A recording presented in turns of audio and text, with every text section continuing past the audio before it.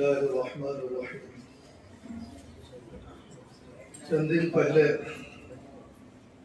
مولانا رفیع اللہ صاحب اور میرے درمیان اس طرح کی کچھ باتیں ہوئی کہ ہمارے طلباء کاشف العلوم سے پڑھے ہوئے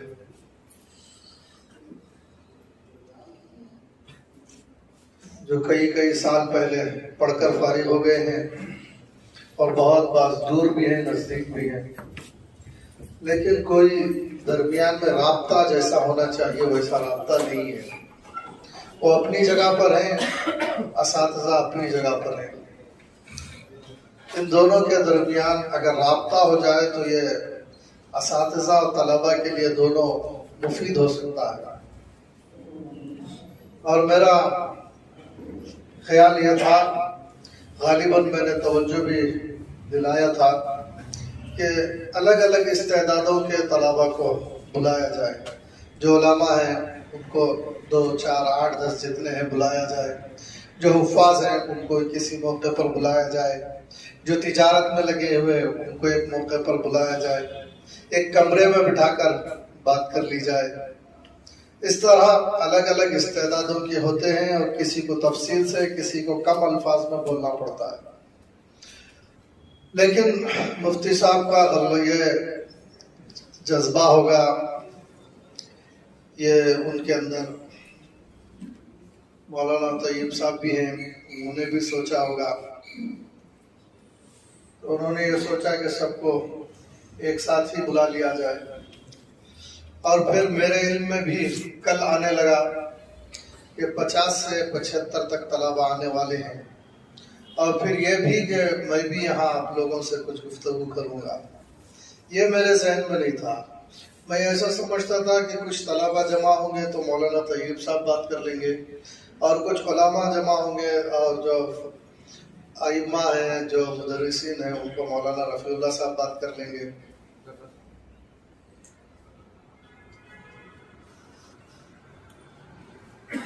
لیکن صبح میں جب مجھے کہا گیا کہ مجھے بھی یہاں گفتگو کرنا ہے تو میری تو طبیعت ہی خراب ہو گئی سن کر کہ آپ لوگ ایسے علماء مدرسین ائمہ، میں کیا گفتگو آپ حضرات کے سامنے کروں گا؟ یہ تو مولانا طیب صاحب اور رفیع اللہ صاحب کو کرنا چاہیے تھا۔ میرے پاس مجھے یہ ڈر ہونے لگا کہ آپ لوگ میرے پاس بیٹھیں گے تو بدظن ہو جائیں گے اور آپ کا وقت ضائع ہو جائے گا۔ میں نے تو ہمدردی میں مشورہ دیا تھا، لیکن مولانا نے یہ کہا کہ جو ہے ہمدردانہ طور پر جو آپ کے ذہن میں ہے وہ آپ ہی کہہ دیں۔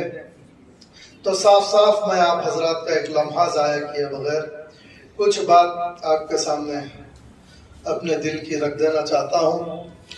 ہمارے پاس باتیں الگ الگ نہیں تھی، لوگوں کی استعدادیں الگ الگ ہوتی ہیں، اس لیے الگ الگ انداز سے الگ الگ تفصیل سے یا اجمالی طور پر ایک ہی بات کرنا چاہتے تھے۔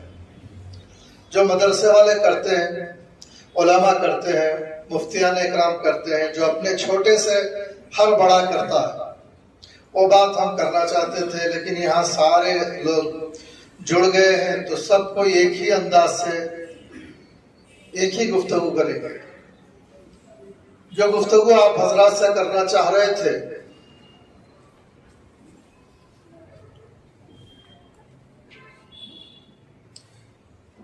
چند باتیں آپ کے ذہن میں مستحضر کرنے کا ارادہ تھا، کچھ آپ حضرات کے دل میں اتارنے کی باتیں تھی۔ وہ یہ ہے کہ آپ میں سے جو طالب علم ہے وہ سمجھے کہ میں طالب علم ہوں، جو مدرس ہے وہ سمجھے کہ میں استاذ ہوں، جو امام ہے وہ سمجھے کہ میں امام ہوں، جو مؤذن ہے وہ سمجھے کہ میں مؤذن ہوں، جو تاجر ہے وہ یہ سمجھے کہ میں دینی تعلیم یافتہ تاجر ہوں۔ ہر ایک اپنی حیثیت میں یہ سمجھے اور اس کا استحضار رکھ کر زندگی گزارے۔ اس کا استحضار کیا رکھے؟ طالب علم یہ استحضار رکھے جو پڑھنے والے طلباء ہیں کہ یہ دینی تعلیم بہت اونچی تعلیم ہے، اور یہ بہت ہی خوش نصیبوں کو اس کی توفیق نصیب ہوتی ہے۔ تو اس پر اللہ کا شکر بجا لائے کہ اللہ نے ہماری قسمت بہت اونچی رکھی تھی. اب دنیا کے کسی طالب علم کی طرف دیکھ کر یہ نہ سمجھے کہ مجھے معمولی قسمت ملی ہے، میں پڑھ کر کیا کروں گا، میں یہ تعلیم حاصل کر کے میرا آگے کیا ہوگا، یہ ذہن میں نہ لائے. آپ خوش ہوں دینی تعلیم میں اپنا طالب علم ہونے کی وجہ سے. اگر خوش ہونے کی صلاحیت نہیں ہے تو کوشش کر کے یہ صلاحیت پیدا کر لیں. آپ کوشش کرتے جائیں تو ایک دن آپ کو خوشی ہوگی. ہو سکتا ہے کہ کسی کو اندازہ نہ ہو کہ میں کتنی بڑی تعلیم پڑھ رہا ہوں، اس کے بعض وجوہات اسے لگے ہوئے ہوتے ہیں، بعض اسباب اس کے پاس ایسے جمع ہو جاتے ہیں جس کی وجہ سے اندازہ نہیں ہوتا کہ میری کتنی بڑی خوش نصیبی ہے. مدرس کو اندازہ نہیں ہوتا کہ میری کتنی اونچی قسمت ہے کہ وہ مدرس ہے. اور امام کو اندازہ ہونا چاہیے کہ میں کس قدر خوش نصیب ہوں کہ میں امامت کر رہا ہوں. مؤذن کو یہ اندازہ ہونا چاہیے کہ میں کس قدر خوش نصیب ہوں. اس کا اندازہ محسوس نہیں ہو رہا ہے. میں غور بھی کرنے کی کوشش کرتا ہوں، غور سے گھور کر دیکھنے کے بعد بھی کوئی خوشی نظر نہیں آتی. اسی لیے توجہ دلانے کی ضرورت محسوس ہوئی کہ آپ کہاں چھپا رکھے اس خوشی کو، یا خوشی ہی موجود نہیں ہے. خوش نہ ہونے کے اسباب جمع ہو گئے. وہ کیا اسباب ہے؟ مثال کے ذریعے سمجھیں. دیکھیے، سورج کی روشنی سب کے لیے نکلتی ہے، لیکن بعض لوگ سورج کی روشنی سے نفع نہیں اٹھا پاتے، نابینا ہوتے ہیں. ان کے لیے برابر ہے اندھیرا ہے کہ اجالا ہے، ان کے لیے برابر ہے. اندھیرے میں بھی ویسے ہی تھے، اجالے میں بھی ویسے ہی تھے. اور اسی طرح بارش ہوتی ہے، بہت صاف شفاف پانی ہوتا ہے، بہت مفید پانی ہوتا ہے، اور برستا ہے اور جم کر برستا ہے. لیکن زمین کے بعض حصوں میں کچھ نہیں اگتا، زرخیزی نہیں ہوتی وہاں، اور چٹانوں پر کچھ نہیں اگتا، اور بعض جگہ کانٹے اگاتے ہیں جو کسی کام کے نہیں. وہاں آ کر حشرات الارض اور اس طرح کے کیڑے مکوڑے وہاں بسیرا کر لیتے ہیں.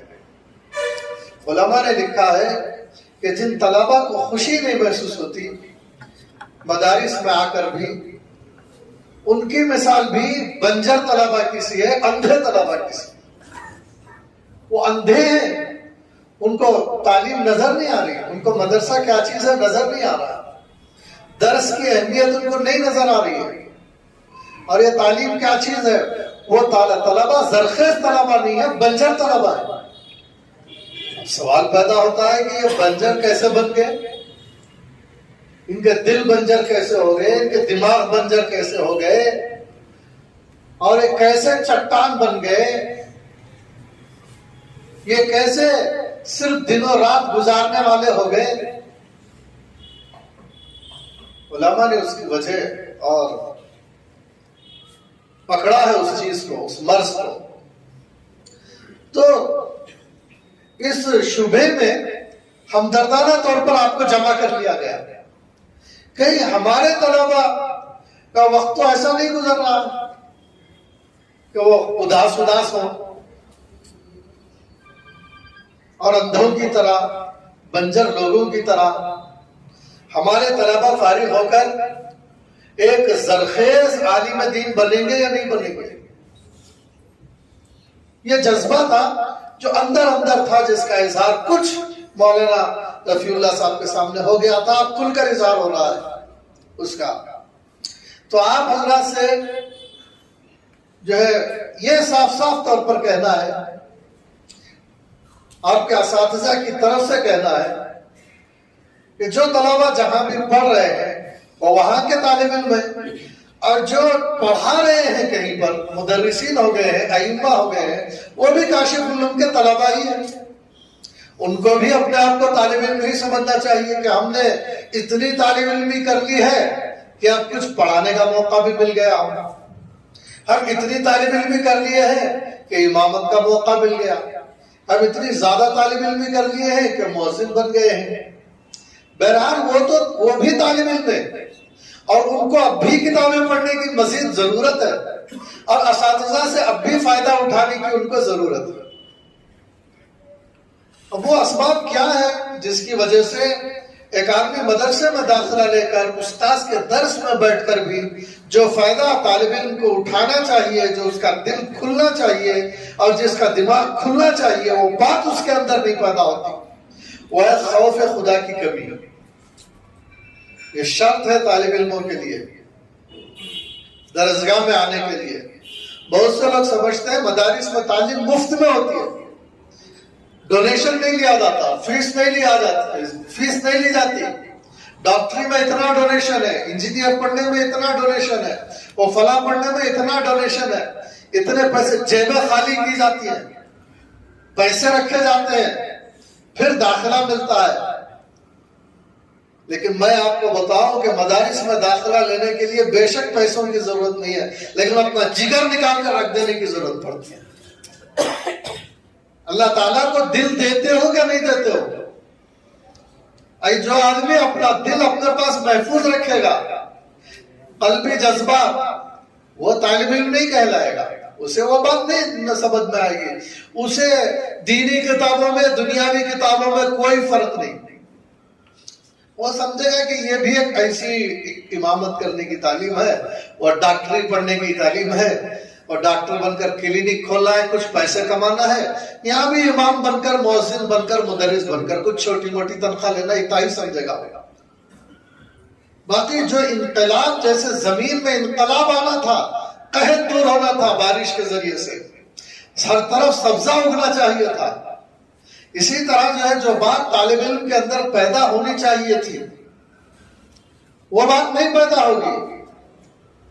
کبھی استاذ کے اندر نہیں ہے، استاذ نے تو علم کی وہ برسات ہے، لیکن کبھی ان کے اندر ہے کہ یہ خوف خدا کی صفت سے ان کا دل آ رہی ہے.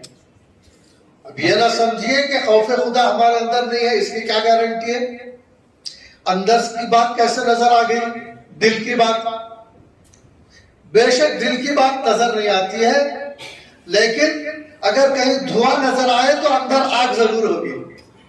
اتنی بات تو سمجھ میں آتی ہے کہ آگ کے بغیر دھواں نظر نہیں آتا. اسی طرح اگر کسی کے اندر ظاہری طور پر خدا کی نافرمانی پائی گئی تو یہ سمجھا جائے گا کہ خوف خدا کی دولت سے محروم ہے. اب یہ دیکھنے میں آ رہا ہے کہ طلبہ کے اندر گناہ، طالب علموں کے اندر، وہ طالب علم ہے دینی تعلیم کا خواہش مند، جب وہ طالب علم ہے، وہ علم چاہتا ہے، تو اللہ تعالیٰ اپنے سے بے خوف رہنے والوں کو علم نہیں دیتا. تھوڑا بہت تو سب کو دے دے گا. قرآن کریم جیسے بارش کی مثال ہے، سب کو ملتی ہے، سورج سب کو ملتا ہے، اسی طرح تھوڑا بہت آنا تو وہ سبھی کے ہاں ہوتا ہے. لیکن جسے حقیقی معنی میں آنا بولتے ہیں، بھرپور فائدہ، کہ طالب علم کا روح خوش ہو جائے، اس کی روح اندر سے مچل جائے، اس کا جی اب کسی چیز کو نہ چاہے، حتیٰ کہ بادشاہت اس کے سامنے پیش کر دی جائے تو وہ کتاب بند کرنے تیار ہے. یہ بات تو اسی کو آئے گی جس کے اندر خوف خدا ہو. یہ خوف خدا کو اپنے دل میں پیدا کیجئے. آپ کیسے بند کرنا ہے؟ 1-2 منٹ باقی، پھر بعد میں کرنے کے بعد. اب یہ آپ کے اوپر ہے، اور بھی کچھ باتیں بول رہا ہے، نماز کے بعد. اب یہ بات کو مکمل کر دیتا ہوں. آپ یہ کیسے پیدا کرنا ہے خوف خدا، اس کی ضرورت آپ محسوس کیجئے. علم میں کمال پیدا ہونے کے لیے، حقیقی طور پر علم بننے کے لیے، علم آنے کے لیے، حقیقی طالب علم بننے کے لیے کہ اللہ تعالیٰ علم دے دے، حقیقی معلم بننے کے لیے، حقیقی امام بننے کے لیے، ایک ایسا مؤذن جو واقعتاً مؤذن ہو، جسے قیامت کے دن سرخروئی سے نوازا جائے، ایسا امام جسے قیامت کے دن عزت اور احترام سے نوازا جائے. ایسا بننے کے لیے اس بات کی ضرورت ہے کہ ہمارے دل میں خوف خدا کی دولت سمائی ہوئی ہو. اب خوف خدا کی دولت آپ کہاں سے حاصل کرتے ہیں، کس سے حاصل کرتے ہیں؟ آپ کو بہرحال حاصل کرنا ہے، اس راستے کی محنت اٹھانا ہے. اس کے لیے اگر کوئی کتاب پڑھنے کی ضرورت آپ کو ہے تو کتاب پڑھیے، کسی کے پاس جانے کی ضرورت ہے تو وہاں جائیے.